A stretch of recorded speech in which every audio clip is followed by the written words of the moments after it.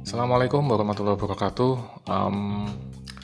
Kali ini saya mau membahas tentang Capitalism, Socialism, and Democracy. Ini adalah buku karya Joseph Schumpeter yang ditulis atau diterbitkan pada tahun 1942. Buat saya buku ini cukup menarik karena ini pertama kali saya kenal ketika saya masih kuliah S2. Kemudian ketika saya belajar tentang inovasi, banyak sekali karya-karya yang merujuk pada buku Schumpeter ini. Jadi segala sesuatu yang nanti berkaitan dengan inovasi, kemudian creative destruction, atau bahkan disruption, semuanya pasti akan merujuk kepada karya milik Schumpeter ini. Nah, teman-teman sekalian, Joseph Schumpeter itu adalah seorang ekonom berasal dari Austria, tetapi dia bukan bagian dari Austrian School of Economics. Kan ada tuh beberapa paham atau paradigma, misalnya Chicago School of Economics, kemudian Frankfurt School of Economics, dan lain sebagainya. Nah, Schumpeter ini walaupun berasal dari Austria, tetapi tidak dikaitkan dengan Austrian School of Economics. Kemudian Schumpeter sendiri sebetulnya kalau di buku ini terlihat jelas bahwa beliau sangat mendukung atau mendorong yang namanya kapitalisme. Tapi nanti kita akan bahas kapitalisme seperti apa yang diusung atau didorong oleh Schumpeter. Nah, karena buku ini ditulis di tahun 1942, maka kita juga perlu melihat atau menganalisis latar belakang yang terjadi di masa itu. Jadi 1942 itu terjadinya Perang Dunia Kedua, kemudian terjadi pergeseran power yang cukup signifikan. Di satu sisi juga ada gerakan-gerakan yang mengarah pada sosialisme, kemudian muncul Keynesian ekonomi dari John Maynard Keynes, yaitu paham classical economics, paham libertarian yang mendorong adanya perdagangan bebas, free trade, free tarif, kemudian tidak banyak government intervention. Lalu di Amerika juga ada yang namanya paket New Deal. Jadi memang sebetulnya buku ini ditulis ketika zaman atau ketika perekonomian pada masa itu tidak terlalu baik. Dan di masa itu mungkin ya, kalau saya boleh menghayal, barangkali para founding fathers kita, karena beliau itu dulu bersekolah di Eropa, di Belanda dan seterusnya, mungkin sedikit banyak akan pernah membaca buku ini juga, dan mungkin itu bisa menjadi salah satu rujukan ketika founding father kita itu merumuskan kebijakan atau dasar negara kita. Tapi ini hanya perandai-andaian saya saja, karena setelah menyimak semakin kemari terlihat jelas bahwa para founding fathers itu tidak menyukai kapitalisme, melihat bahwa kapitalisme yang ada itu atau yang dilepaskan kepada pasar itu pada akhirnya akan ngawur-ngawuran. Kemudian di sisi lain juga mereka tidak ingin terjebak pada sosialisme, karena melihat juga bahwa sosialisme itu ternyata juga punya kekurangan, sehingga muncul idiom mendayung di antara dua batu karang atau mendayung di antara dua pulau. Maksudnya tidak sosialisme, tidak juga kapitalisme, tapi berada di tengah-tengah. Nah, kita masuk ke bagian pertama dari buku ini, yaitu tentang kapitalisme. Dasar utama yang ingin disampaikan oleh Schumpeter adalah bahwa perfect competition atau kompetisi yang sempurna, persaingan sempurna itu tidak ada, utopian. Karena itu berarti bahwa ada perusahaan yang jumlahnya tidak terbatas, infinite, tetapi produknya sama, indifferent. Kemudian kalau kondisinya memang terjadi demikian dan kondisi seperti ini memang benar-benar ada, maka profit juga pastinya rendah. Ini menjadi paradoks ya teman-teman sekalian, karena sekarang kita belajar tentang marketing misalnya, itu mendorong kita untuk melakukan diferensiasi, melakukan segmentasi, positioning, dan lain sebagainya. Nah, menurut Schumpeter, profit itu adalah bagian penting bagi perekonomian, karena kalau ada profit berarti kita bisa melakukan research and development, R&D. Kemudian profit berarti kita punya insentif untuk melakukan inovasi, dan profit itu memungkinkan kita untuk melakukan hedging atas risiko yang ada. Nah, kalau kita masuk ke pasar yang persaingan sempurna, perfect competition, maka profit itu menjadi sulit diperoleh dan tidak memberikan motivasi kepada entrepreneur untuk berusaha atau bergerak. Bagi Schumpeter, entrepreneur atau pengusaha itu memegang peranan penting karena mereka dianggap sebagai orang-orang yang mampu mengelola properti atau resources, sumber daya dengan sangat efisien. Dan entrepreneur itu bisa atau mendorong terciptanya produk atau jasa yang lebih efisien, dan mereka terus-menerus melakukan pengembangan ya, R&D. Nah, bagi orang-orang seperti entrepreneur ini, kompetisi yang sifatnya monopolistik itu sesungguhnya bagus. Jadi ditulis di halaman 83, monopolistic competition is actually a good thing. Karena menurut Schumpeter, itu menggambarkan kapabilitas pengusaha untuk survival. Ini relevan juga dengan konsep revolutionary theory of the firm yang dicetuskan Nelson dan Winter tahun 90-an. Nah, teman-teman sekalian, yang sering dikutip oleh Schumpeter dari buku Schumpeter adalah frase atau kata creative destruction. Tapi ini sebetulnya lebih lengkapnya adalah perennial gale of creative destruction, atau kalau diterjemahkan ke bahasa Indonesia adalah badai abadi perusakan yang kreatif, atau badai abadi destruksi kreatif gitu, kurang lebih semacam itu. Nah, apa yang dimaksud oleh Schumpeter di sini sebagai perennial gale of creative destruction? Menurut beliau, creative destruction di sini tidak sekedar destroy things, tidak sekedar asal menghancurkan, tetapi ada konsep yang disebut sebagai paradigm shift, pergeseran paradigma. Jadi akan muncul industri yang baru, teknologi yang baru, entrepreneur yang baru, dan seterusnya. Misalnya lahirnya mesin uap, kemudian munculnya teknologi elektronik, komunikasi, IT, kemudian internet, dan lain sebagainya. Itu adalah salah satu bentuk paradigmatic shift yang disampaikan oleh Schumpeter. Kalau di literatur yang lain, misalnya di karyanya Thomas Kuhn, itu diceritakan konsep scientific revolution, mirip, cuman bedanya adalah Thomas Kuhn itu lebih menggagas pada pada ruang lingkup sains. Kalau ini lebih kepada perekonomian secara lebih luas.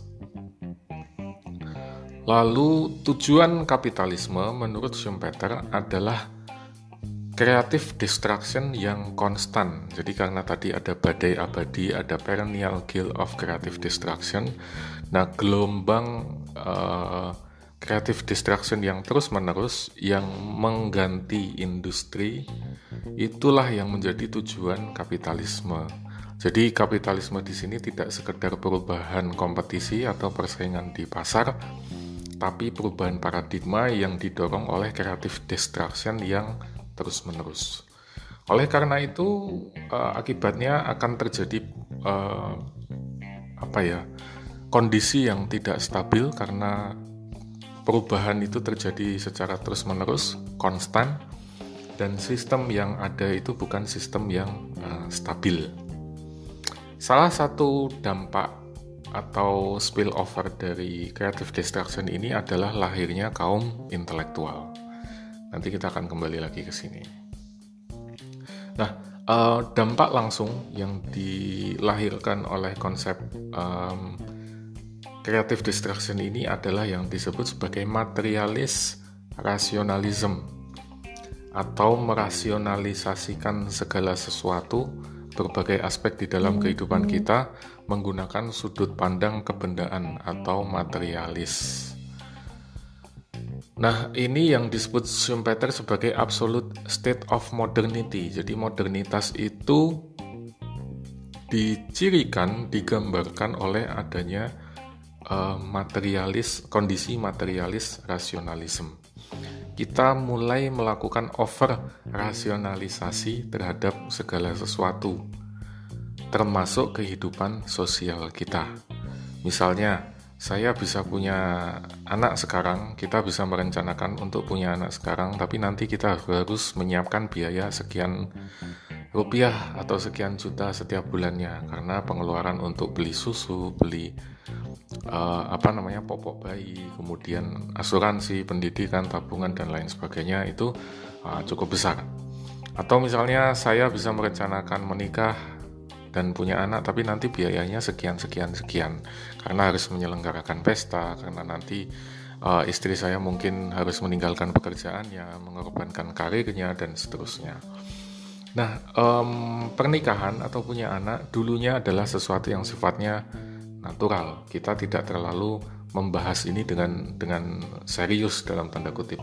Tapi kalau sekarang atau di masa Schumpeter itu orang-orang mulai merasionalisasikan pernikahan, kemudian punya anak, karena segala sesuatunya dianggap punya biaya.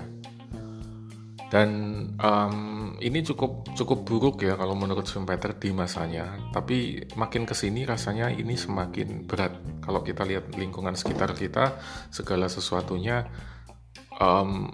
apapun itu, keputusan seperti tadi menikah, kemudian punya anak, kemudian memutuskan untuk tinggal di mana, memilih karir apa, dan lain sebagainya, semuanya didasarkan oleh pertimbangan-pertimbangan yang sifatnya material. Kemudian dampak lain menyambung tadi tentang intellectual change.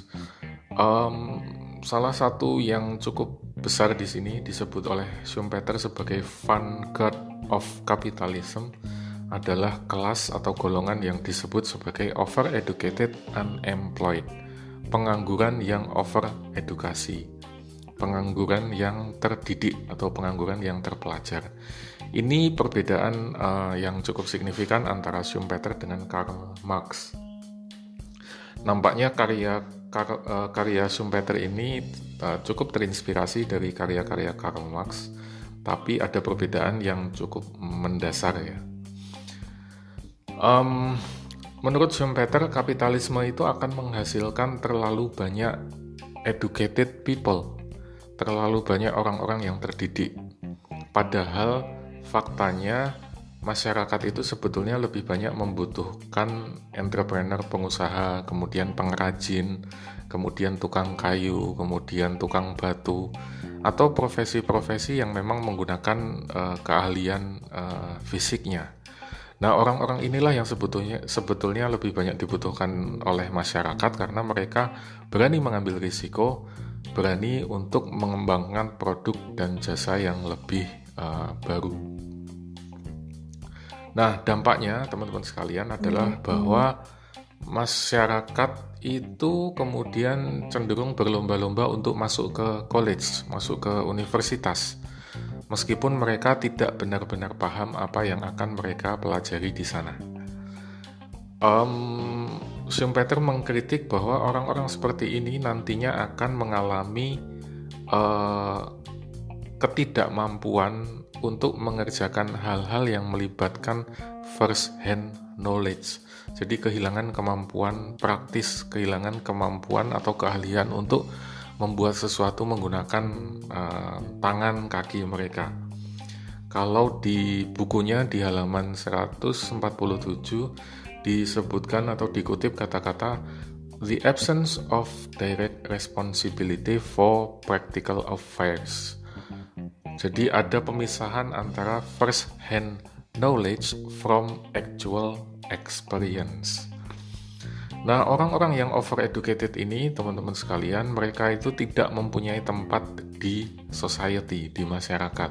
Sehingga mereka kemudian, ya sudahlah, asal sekolah saja, masuk universitas, mengambil subjek atau topik atau ilmu yang sebetulnya tidak terlalu relevan dan tidak membuat mereka belajar tentang sesuatu hal yang praktikal. Ini mungkin menjadi kritik buat kita karena sekarang banyak sekali sarjana-sarjana yang nganggur, terus kemudian tidak tahu harus ngapain, terus kemudian malah diperparah lagi dengan mengambil pendidikan S2 atau S3 bahkan, tapi tidak benar-benar tahu mereka itu sebetulnya ingin apa atau mau melakukan apa begitu. Nah, bagi Schumpeter hal ini tidak baik karena secara psikologis akan menciptakan sense of entitlement, jadi semacam rasa hak begitu ya, atau pengakuan yang fiktif atau yang tidak benar-benar kuat bahwa tersedia pekerjaan bagi mereka. Jadi ada semacam ekspektasi yang muncul bagi orang-orang yang overeducated ini karena dengan mereka sekolah atau masuk kampus, lulus menjadi sarjana, master, doktor, dan seterusnya, akan menciptakan ilusi bahwa diri mereka itu menjadi lebih valuable, lebih diminati, lebih dibutuhkan oleh masyarakat. Dan ini menjadi sesuatu yang sifatnya pathological dan antisosial kalau menurut Schumpeter. Ini juga kritik buat kita sekarang karena karena lapangan pekerjaan itu tidak bisa diciptakan oleh pemerintah dengan begitu luas. Jadi pemerintah punya keterbatasan. Tidak semua atau pemerintah tidak mampu menciptakan begitu banyak lapangan pekerjaan dibandingkan dengan kecepatan sekolah-sekolah dan universitas dalam melahirkan lulusan-lulusan baru. Akibatnya menciptakan pengangguran yang tadi disebut Schumpeter sebagai overeducated unemployed. Nah, Schumpeter mewanti-wanti di halaman 153 disebutkan bahwa unemployed intellectuals nanti pada akhirnya akan bring capitalism down, akan melakukan proses decay atau pembusukan atau bahkan meruntuhkan, menghancurkan kapitalisme dari dalam. Jadi ini perbedaan mendasar antara Karl Marx dengan Schumpeter. Kalau Karl Marx itu bercerita atau berpendapat bahwa revolusi itu didorong oleh kaum proletar, orang-orang miskin, orang-orang yang ada di bawah, kelas bawah, karena gap antara kelas bawah dengan kelas atas itu sangat tinggi, sehingga mendorong mereka untuk melakukan perubahan atau revolusi sosial besar-besaran. Tapi menurut Schumpeter, revolusi di definisi Schumpeter itu didorong oleh overeducated unemployed, bukan oleh kelas bawah, melainkan oleh kelas atas. Dan sekali lagi di masa Schumpeter hal ini sudah cukup parah, tapi nampaknya di masa sekarang kecenderungannya terlihat semakin besar atau semakin dominan. Jadi bisa disimpulkan bahwa kapitalisme itu walaupun disukai oleh Schumpeter itu penggemar atau pendorong atau pengusung paham kapitalisme, tapi ia mengakui bahwa kapitalisme itu hanya bagus in the short run, but not in the long run. Jadi hanya bagus di jangka pendek, tidak terlalu bagus di jangka panjang karena sebab-sebab yang tadi baru saja saya sampaikan. Nah, itu adalah kurang lebih bagian pertama dari buku Schumpeter yang membahas tentang kapitalisme. Masuk ke bagian kedua. Di bagian kedua, Schumpeter ini menceritakan tentang sosialisme. Dan yang ingin ditekankan oleh Schumpeter di sini adalah economic calculation problem, terminologi yang sebelumnya diusung oleh Ludwig von Mises.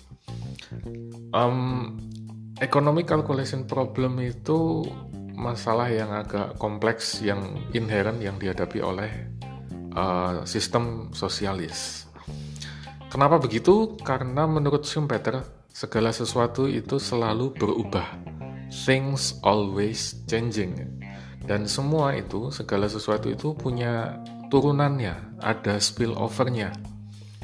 Dan perubahan itu sifatnya konstan, sehingga yang namanya equilibrium itu pasti selalu berubah-ubah. Misalnya saya beli baju gitu ya. Baju itu terdiri dari banyak elemen, dari kain, dari benang, dari mungkin aksesoris dan lain sebagainya, kancing baju dan seterusnya, resleting dan lain-lain. Nah, ketika terjadi satu perubahan di satu harga, misalnya harga benangnya saja berubah, yang lain tetap, itu pada akhirnya tetap akan menghasilkan perubahan atau efek turunan. Sehingga sulit bagi siapapun, bagi pemerintah terutama, untuk melakukan perencanaan yang komprehensif. Jadi menurut Schumpeter, ekonomi is full of prices. Jadi segala sesuatunya dalam perekonomian kita itu ada harganya. Dan seperti yang saya sampaikan sebelumnya, bahwa setiap komoditas yang punya harga itu pasti punya turunannya yang panjang. Sehingga satu perubahan kecil saja pasti akan mempengaruhi harga yang lain.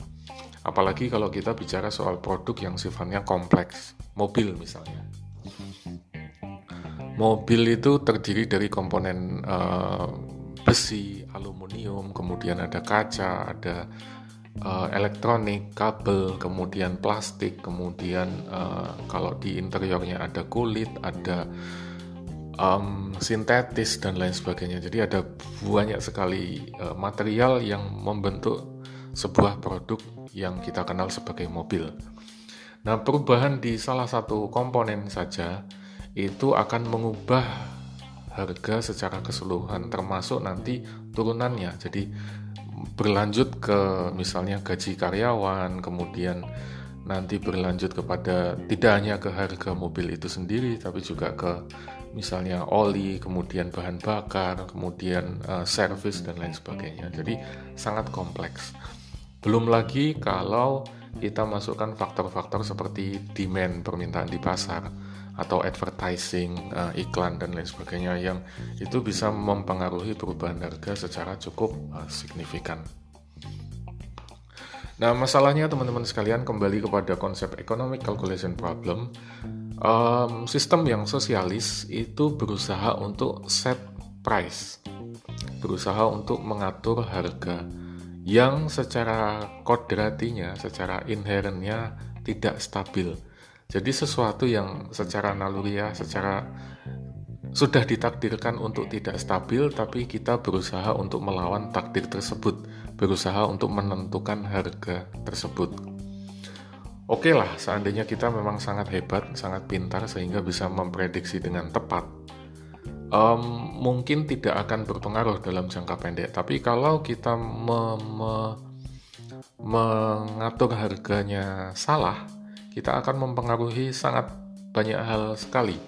Misalnya tadi kita menentukan harga mobilnya berubah gitu, nanti akan berpengaruh ke ketersediaan sumber daya, kemudian bahan bakar, kemudian macet di jalan, kemudian membuat polusi, kemudian menciptakan mungkin pengangguran, mungkin public transport menjadi tidak laku, kemudian perusakan lingkungan, kemudian lari juga ke inflasi dan seterusnya. Jadi kalau kita salah melakukan sesuatu, masalah itu akan berakumulasi, akan menciptakan efek compounding, berlipat ganda, menciptakan efek snowball, semakin lama semakin besar.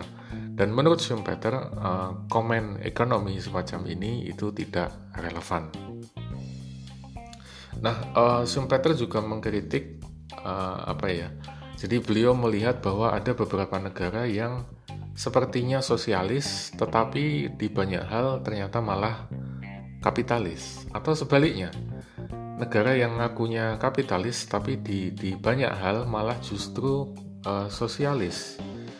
Di buku Schumpeter ini dengan bahasa yang nampaknya cukup sarkastik, Schumpeter mengatakan bahwa kapitalisme itu sesungguhnya sosialisme yang diganti namanya. Jadi karena tadi melihat misalnya kita ambil contoh negara Cina gitu. Cina itu adalah komunis atau sosialis, tetapi dalam banyak hal regulasinya jauh lebih sederhana daripada Amerika yang jelas-jelas kapitalis. Sebaliknya, kapitalis Amerika misalnya yang sangat kapitalis begitu, di beberapa policy, di beberapa kebijakan perdagangannya, perekonomiannya malah lebih sosialis dibandingkan Cina. Jadi itu tadi yang disampaikan oleh Schumpeter sebagai kapitalisme itu sesungguhnya sosialisme yang ganti nama. Dan di halaman-halaman berikutnya Schumpeter mengatakan bahwa sosialisme itu adalah kapitalisme plus extra good thing. Maksudnya adalah sosialisme itu adalah kapitalisme yang punya beberapa poin plus. Sekali lagi ini adalah ungkapan yang nampaknya sarkastik begitu ya, atau menggunakan metafora begitu, makna-makna konotatif. Jadi Schumpeter mengatakan bahwa sosialisme itu seperti kapitalisme, tapi kita tidak perlu melakukan banyak hal. Kita bisa bahkan punya beberapa benefit atau keuntungan. Misalnya kita bisa melakukan indoktrinasi kepada anak-anak muda. Kemudian ketika ada demo, kita bisa langsung hentikan, bahkan dengan menggunakan cara-cara kekerasan. Lalu kalau pemerintah atau pembuat kebijakan melakukan kesalahan, kita tidak perlu melakukan permohonan maaf, permintaan maaf. Kita tidak perlu menjelaskan, kita tidak perlu membuat alasan. Lalu di sosialisme juga menurut Schumpeter, itu kita bisa mengabaikan kaum intelektual, para ahli, expert.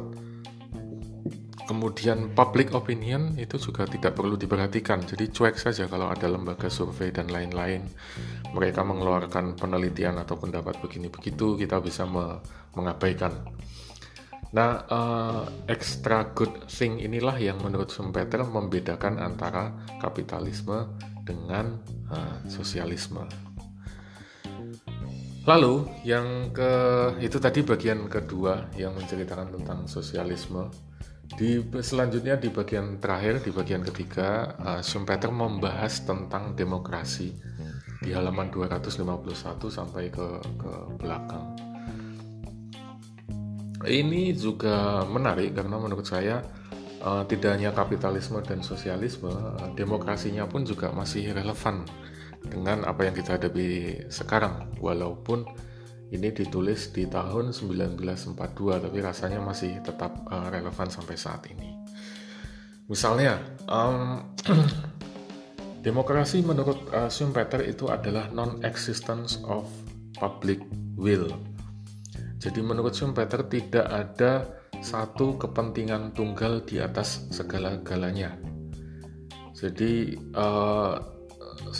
menurut beliau tidak ada satu pun democratic interest yang diperjuangkan oleh semua orang.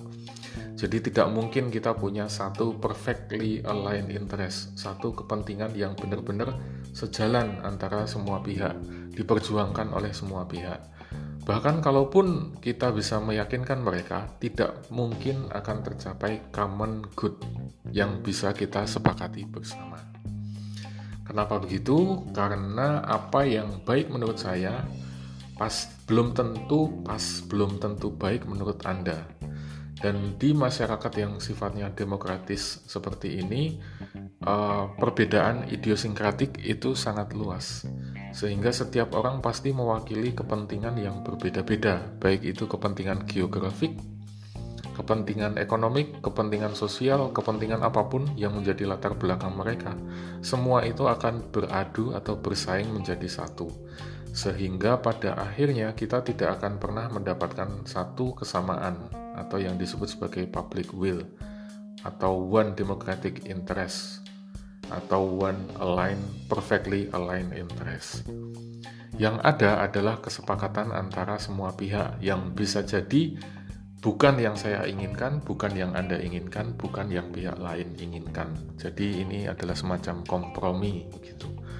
Bahkan mungkin interpretasi saya adalah, kalaupun kita menyepakati Pancasila misalnya sebagai satu dasar negara, maka saya menduga bahwa interpretasi Pancasila menurut saya bisa jadi berbeda dengan interpretasi Pancasila menurut Anda atau menurut orang lain, pihak lain. Interpretasi Pancasila menurut orang Jawa misalnya juga mungkin berbeda dengan interpretasi Pancasila menurut orang Kalimantan atau orang Papua atau orang Sumatera misalnya. Ini sesuatu yang mungkin perlu kita pikirkan kembali, apakah democratic society yang ada saat ini benar-benar bisa membawa kita pada one democratic interest, single democratic interest, one public will atau one perfectly aligned interest. Lalu yang kedua yang juga penting disampaikan oleh Schumpeter adalah perbedaan antara classical theory of democracy dan new theory of democracy. Jadi menurut Schumpeter, kalau di teori klasik demokrasi, voters atau mereka yang memberikan suaranya itu adalah aktif partisipan dalam sistem demokrasi. Mereka menciptakan atau mendorong terciptanya policy, kebijakan yang menurut mereka baik. Tapi itu teori klasik. Yang ada sekarang justru teori baru demokrasi, new theory of democracy. Menurut Schumpeter, di dalam teori baru ini, people are just stagnant. Jadi manusia itu atau masyarakat itu sebetulnya stagnan. Karena political landscape itu tadi sudah terbelah menurut latar belakang yang macam-macam, idiosinkrasis yang macam-macam. Jadi sudah terbelah menurut kelompok, kepentingan, kemudian geografi, status ekonomi, kelas sosial, dan lain sebagainya. Akibatnya, aktif partisipan itu adalah politician. Jadi kalau di classical theory itu aktif partisipannya adalah voters, pemberi suara, maka di new theory of democracy aktif partisipannya adalah politician. Dan kecenderungannya adalah orangnya ya itu lagi. Ini menarik karena sangat relevan dengan kondisi yang terjadi saat ini ya. Lalu menyambung dengan itu, Schumpeter mengatakan ada political logic yang berubah nih di sistem demokrasi. Karena menurut Schumpeter, political enemy, lawan politik kita itu tidak benar-benar memiliki ideological stance yang dalam. Jadi ideologinya tidak benar-benar, kalau itu misalnya partai kiri atau partai kanan, mereka sesungguhnya tidak benar-benar punya ideologi kiri atau ideologi kanan. Kalau di Indonesia misalnya ada partai agama, ada partai yang sifatnya lebih ke sosial misalnya, atau partai nasionalis misalnya. Kalau disimak lebih dalam kebijakan mereka, arah pergerakan mereka itu sebetulnya tidak mempunyai landasan ideologis yang mendalam. Yang penting adalah defend yourself from loss. Jadi yang penting kita tetap eksis, kita tetap ada di lingkup perpolitikan, kita tidak dimakan oleh lawan politik kita. Karena sekali lagi aktif partisipannya adalah politician. Jadi ini relevan sekali dengan kondisi sekarang. Partai-partai politik walaupun berbeda-beda sesungguhnya kalau ditutup namanya, dilihat dari tindak tanduknya, maka kurang lebih mereka sebetulnya punya pesan-pesan atau kepentingan yang relatif sama. Pokoknya asal aware, asal survive, tidak mempertahankan diri supaya tidak diambil atau tidak dimakan oleh lawan politiknya. Nah, dari situ kita punya pemahaman bahwa politisi itu punya tujuan untuk menciptakan power, menciptakan pemerintahan, government, dan meraih political majority, meraih suara terbanyak itu adalah tujuan mereka. Dan setelah itu nanti mereka akan membuat kebijakan dalam bidang-bidang tertentu, misalnya imigrasi, atau pajak, atau kesehatan, atau bantuan sosial, atau apapun itu. Tapi policy itu pun pada akhirnya nanti akan ditujukan untuk mencapai kepentingan mereka.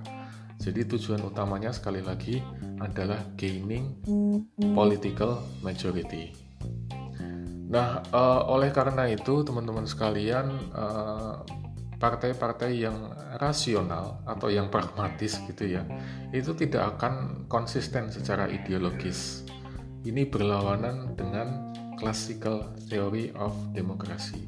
Jadi partai-partai yang ada itu sebetulnya ya mudah saja untuk berpindah-pindah ideologi atau pemahaman atau kebijakan. Termasuk juga mungkin ya anggota partainya. Jadi sangat lumrah anggota partai atau kader partai itu pindah dari partai yang satu dengan yang lain. Karena sekali lagi tujuannya adalah untuk mendapatkan power, untuk mendapatkan political majority. Nah ini menarik ya, misalnya karena dibandingkan dengan Alexis de Tocqueville, kalau beliau mengatakan di Perancis itu kan ada grand parties atau great parties, partai yang besar yang diusung atau didorong oleh motif-motif ideologi. Kemudian di luar itu ada partai-partai kecil yang pokoknya melakukan apapun untuk mendapatkan kue atau mendapatkan bagian kekuasaan. Tapi di era sekarang hal semacam itu sudah tidak ada, karena yang ada adalah partai-partai yang sifatnya rasional, yang tidak memiliki ideologi konsisten dan cenderung berpindah-pindah, mudah cair gitu ya. Ini kata Schumpeter. Dan oleh karena itu maka partai akan lebih fokus pada keputusan-keputusan yang sifatnya taktikal. Jadi walaupun partai itu mengaku partai ideologis, partai rakyat atau partai agamis atau partai nasionalis, pada akhirnya mereka akan terjebak pada keputusan-keputusan taktikal, di mana mereka akan melakukan kebijakan atau mengambil keputusan yang sifatnya sacrificing. Jadi membangun kompromi. Karena sekali lagi tadi tidak ada single democratic interest, tidak ada one perfectly aligned interest, sehingga yang ada karena masing-masing itu punya latar belakang yang berbeda, maka keputusan yang ada adalah keputusan yang sifatnya kompromi, sacrifice, pengorbanan. Yang penting kita tetap survive, tidak dimakan oleh lawan politik, dan syukur-syukur kita bisa tetap mendapatkan political majority. Nah ini menarik karena semakin kesini ya mungkin sudah kelihatan di zamannya Schumpeter, tapi makin kesini isu ini atau kondisi ini makin kelihatan dengan begitu jelas gitu ya. Nah ini juga perlu menjadi catatan ya teman-teman sekalian, atau bahkan perenungan barangkali, karena muncul pertanyaan, lalu masyarakat atau society itu ada di mana? Kalau aktif partisipannya adalah politician, lalu masyarakat itu ada di mana gitu? Masyarakat itu kalau secara individu itu disebutnya rasional, punya banyak bias, ada aspek heuristik di dalamnya. Jadi pengambilan keputusannya tidak bisa logis, rasional, atau mendapatkan justifikasi yang paling baik. Tapi di sisi lain ketika masyarakat atau manusia itu berkumpul, nanti ada konsep yang namanya wisdom of crowds atau miracle of aggregation. Jadi ketika mereka berkumpul, nanti secara agregat mereka akan menghasilkan keputusan-keputusan yang baik, yang optimal. Tapi kok rasanya agak kontradiktif ya dengan apa yang disampaikan oleh Schumpeter di bagian demokrasi ini. Jadi pertanyaannya mungkin adalah bagaimana cara kita meningkatkan atau memperbaiki demokrasi gitu, atau sosialisme atau bahkan kapitalisme misalnya. Karena di sini sekali lagi Schumpeter itu hanya menjabarkan, mendeskripsikan, tapi buku ini tidak menceritakan tentang solusi. Jadi nampaknya tidak preskriptif, tapi lebih ke deskriptif atau naratif.